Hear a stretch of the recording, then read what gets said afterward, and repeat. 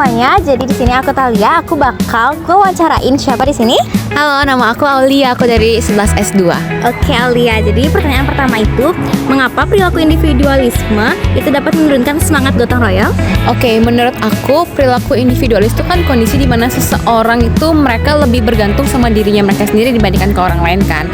Kenapa itu bisa menurunkan semangat gotong royong? Karena menurut aku, ketika suatu individu di kondisi di mana mereka merasa, oh kayaknya enakan sendiri atau istilahnya PI lah, mentingin diri sendiri, mereka tuh nggak akan ada tendensi atau nggak akan ada dorongan untuk nggak ada dorongan untuk merasa kalau mereka tuh perlu bersosialisasi sama orang lain. Jadinya itu tuh bakal menurunkan semangat gotong royong mereka karena ya menurut mereka sendiri nggak penting untuk bersosialisasi, nggak penting untuk menjalin hubungan atau menjalin networking sama orang lain. Simply untuk orang individualisme itu menurut mereka itu nggak menguntungkan di sisi mereka gitu, karena mereka pada dasarnya emang lebih nyaman merasa sendiri dibandingkan bersosialisasi atau ibaratnya memiliki koneksi dengan orang lain.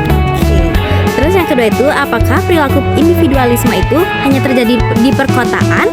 Jelaskan alasannya Aulia. Kalau konsepnya hanya terjadi sih enggak ya, tapi most likely terjadi di perkotaan simply karena adanya tren-tren zaman sekarang kan, ada sosial media di mana setiap manusia tuh mikir mereka tuh udah ada teknologi yang bisa ngebantuin mereka, mereka merasa oh kerjaan mereka lebih penting lah atau lebih apa, sehingga sikap individualisme itu lebih grow atau lebih ada di orang-orang yang ada di perkotaan. Karena semua orang merasa diri mereka sibuk, semua orang ngerasa oh mereka nggak perlu lagi nih bantuan orang lain karena udah ada teknologi. Jadi mereka nggak ada tuh dorongan atau nggak ada inisiasi buat apa aku bergaul sama orang ini ya, simply karena menurut mereka ya kebutuhan mereka udah cukup terpenuhi dengan sendirinya gitu. Beda di pedesaan kan, yang masih butuh orang lain, yang masih menjunjung tinggi kayak menyambut budaya di budayanya mereka kayak gitu. Sama yang terakhir nih, upaya apa sih yang dapat dilakukan untuk menumbuhkan kembali semangat gotong royong di masyarakat? Kalau yang di masyarakat khususnya di perkotaan mungkin bisa lewat program ya, karena kalau misalkan kita cuma sekedar sosialisasi, cuma sekedar omong-omong, menurut Aulia itu nggak akan efektif karena ya pada dasarnya orang udah mikir nggak penting, nggak akan mereka lakuin kan.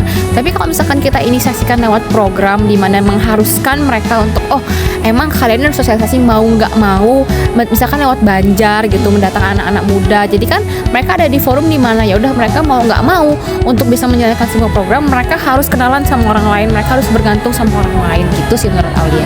Oke, bagus banget ya jawabannya Aulia. Makasih banyak ya Aulia. Ya, sama-sama Kak. Halo semuanya, perkenalkan saya Fania. Nah, di sini saya akan mewawancarai salah satu narasumber kita dari kelas 12C2 yaitu Halo semuanya, perkenalkan nama aku Cindy. Oke, halo Cindy. Jadi di sini aku mau nanya. Nah, mengapa perilaku individualisme itu dapat menurunkan semangat gotong royong?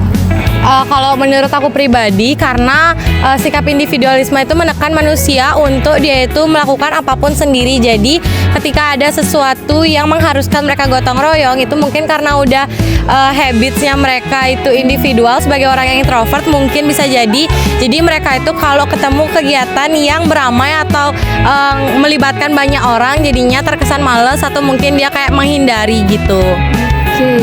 Oke, jadi pertanyaan selanjutnya itu, apakah perilaku individualisme itu hanya terjadi di perkotaan? Jelaskan alasannya. Kalau menurutku enggak sih ya, di kota, di desa juga banyak kok orang-orang yang individual karena mereka ngerasa ya udah kalau emang sama diri sendiri nyaman, kenapa harus sama orang lain gitu. Jadi nggak di kota aja sih. Oke, jadi pertanyaan yang terakhir itu, upaya apa yang dapat dilakukan untuk menumbuhkan kembali semangat gotong royong di masyarakat perkotaan? Kalau untuk cara menumbuhkannya ya pasti yang pertama dari kesadaran diri sendiri dulu, yang kayak mikir kalau misalnya emang gotong royong itu penting, dan itu untuk menjaga solidaritas, juga untuk menjaga nilai-nilai kebangsaan dari Indonesia itu sendiri, karena kan emang Indonesia itu negara bergotong royong. Jadi yang pertama adalah kesadaran diri sendiri dulu, kemudian perlu adanya ajakan mungkin dari orang-orang sekitar untuk ngajak bareng-bareng lagi, karena orang pasti kalau introvert tuh dia pemalu, jadi perlu dorongan dari orang lain juga selain dari diri sendiri gitu sih. Oke, bagus banget jawaban dari Cindy. Terima kasih ya Cindy. Sama-sama Fania. Semuanya selamat siang. Jadi perkenalkan, di sini saya Anggi akan mewawancarai salah satu guru SMA Negeri 7 Denpasar mengenai beberapa pertanyaan. Di sini dengan Bapak siapa? Bikso. Baik, jadi di sini saya akan mewawancari Bapak. Pertanyaan yang pertama yaitu apa yang dimaksud dengan perilaku individualis dalam kehidupan masyarakat perkotaan? Kalau individualis mungkin lebih ke sikap yang sulit bergaul, mementingkan diri sendiri, kepentingan pribadi di atas kepentingan kelompok ataupun kepentingan bersama. Mungkin itu yang saya ketahui tentang sifat individualisme. Baik, pertanyaan kedua yaitu faktor apa saja yang menyebabkan masyarakat perkotaan cenderung bersifat individualis? Kalau untuk masyarakat perkotaan mungkin ya dorongan untuk hidup bersama ini yang kurang, karena kan apa-apa di perkotaan mungkin bisa di segala kebutuhan, segala apapun di perkotaan mungkin bisa dilakukan sendiri gitu ya. Beda halnya kalau mungkin di pedesaan ada namanya adat, jadi masih lah tradisional, masih gotong royong masih ada. Nah mungkin itu yang bikin di perkotaan itu lebih individualis mungkin menurut saya, padahal harusnya dimanapun kita kan namanya juga manusia, hidup tidak bisa lepas dari orang lain, bantuan orang lain apapun itu. Maka sifat individualis itu harusnya dihilangkan menurut saya seperti itu. Baik, pertanyaan ketiga yaitu bagaimana pengaruh perkembangan teknologi dan media sosial terhadap sikap individualis masyarakat kota? Ya, sangat berpengaruh. Ya, ini juga menurut saya menjadi salah satu faktor yang membuat sifat individualis ini semakin marak terjadi, khususnya di generasi muda. Karena apa-apa sekarang interaksi bisa lewat sosial media kan, WA bisa kan. Jadi kalau mau berbicara atau berdiskusi ataupun ingin berbincang dengan teman tanpa tatap muka pun kita bisa lakukan itu. Nah ini mungkin akan menumbuhkan sikap individualis bahwa kita tanpa harus bertemu orang lain, kita semuanya dapatkan di sosial media gitu ataupun dengan teknologi. Jadi peran orang lain di hidup kita menjadi lebih berkurang karena sudah tergantikan oleh teknologi. Tapi justru hal ini yang salah seharusnya. Ini yang perlu kita perbaiki, bahwa bagaimanapun teknologi saat ini pesatnya, kita masih tetap memerlukan bantuan orang lain. Ya, menurut saya seperti itu. Baik, pertanyaan terakhir yaitu apa dampak menurunnya semangat gotong royong bagi kehidupan sosial masyarakat perkotaan? Ya kalau menurut saya lebih ke berkurangnya kepedulian terhadap sekitar. Itu dampaknya kalau seandainya gotong royong berkurang. Karena kan gotong royong itu bekerja bersama untuk tujuan bersama juga. Nah kebersamaan itu menjadi berkurang. Jadi cenderung individualis, sehingga dampaknya nanti otomatis kepeduliannya berkurang. Kita jadi tidak hanya mementingkan diri sendiri, melihat sekitar ada banyak orang, ya kita sibuk dengan diri kita sendiri, tidak peduli dengan orang lain, maka otomatis mungkin jadi tidak peduli dengan orang lain, kesusahan orang lain yang dimana harusnya kita bisa peduli, saling membantu, ya jadi mementingkan diri sendiri. Menurut saya sih seperti itu jadinya. Baik, jadi jawabannya Pak Diso itu udah sangat bagus banget, dan sekian wawancara pada siang hari ini, wawancara saya dengan Pak Diso. Terima kasih banyak Pak.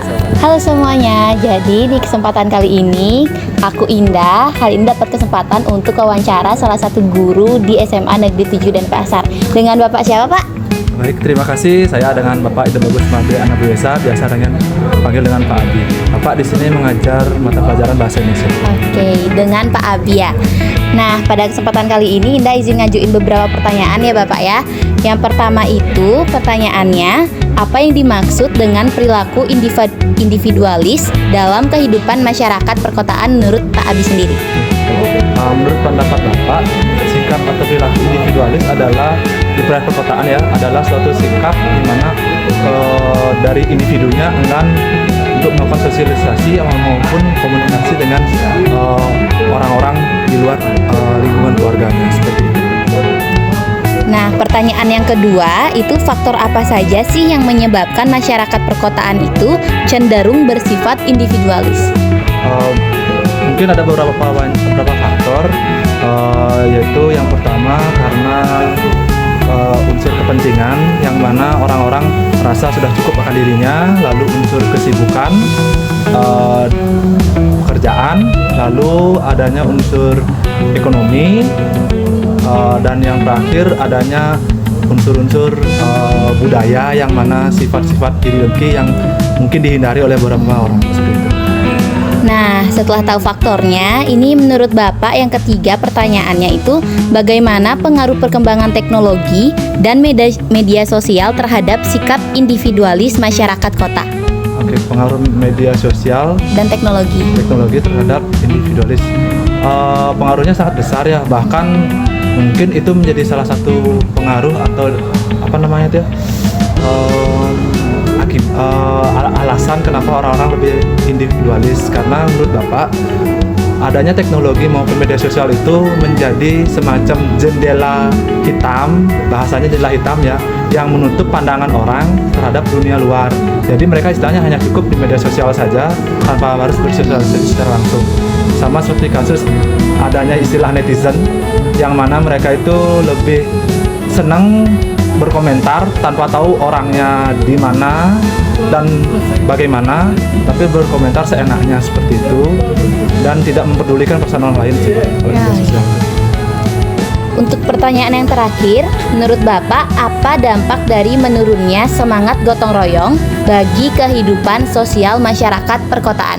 Dampak dari kurangnya gotong royong. Ya, menurunnya semangat gotong royong dalam perkotaan. Oke. Yang pertama, karena kita orang Bali, pasti yang pertama adalah budaya akan semakin terkikis, karena orang Bali kan biasa ada istilah ngopin, ngayah di Banjar, di Pura, seperti itu. Karena ada sifat hilangnya rasa gotong royong ini atau menurunnya, otomatis budaya akan semakin terkikis. Lalu dampak yang lain adalah rasa empati antara satu individu dengan individu lain. Dan menurut Bapak yang terakhir adalah apa namanya itu ya? Mungkin rawan akan adanya tindakan-tindakan kejahatan karena kurangnya komunikasi pihak satu dan pihak lain. Oke, karena pertanyaannya udah selesai, terima kasih banyak Bapak atas waktunya dan jawabannya sudah sangat-sangat bagus ya teman-teman, sangat menarik dari sudut pandang seorang guru. Baik, karena videonya udah selesai, kita ucapin terima kasih sekali lagi buat Pak Abin atas waktunya. Halo semuanya, jadi di sini saya Khalil Diana dari kelas 12A3 akan mewawancarai salah satu guru di Sisma, yaitu dengan Bapak siapa? Pak Pastike ya, Jadi Pak Pastike, saya mau menanyakan beberapa pertanyaan. Jadi yang pertama itu, menurut Bapak, apa sih yang dimaksud dengan perilaku individualis dalam kehidupan masyarakat perkotaan? Oh iya, perilaku individualis itu di masyarakat perkotaan ya menurut Pak itu sikap atau ya misalnya kebiasaan orang yang melakukan apa-apa itu sendiri gitu ya, bisa dibilang ya mirip kayak introvert gitulah, tanpa perlu bantuan orang lain gitu. Terus mereka menganggap dirinya itu ya bisa melakukan apapun sendiri gitu, tanpa perlu bantuan orang lain gitu. Baik. Lalu yang kedua itu, menurut Bapak, faktor apa saja yang menunjukkan masyarakat itu, masyarakat perkotaan khususnya, cenderung bersifat individualis? Apa yang bikin orang menjadi individualis itu? Ya.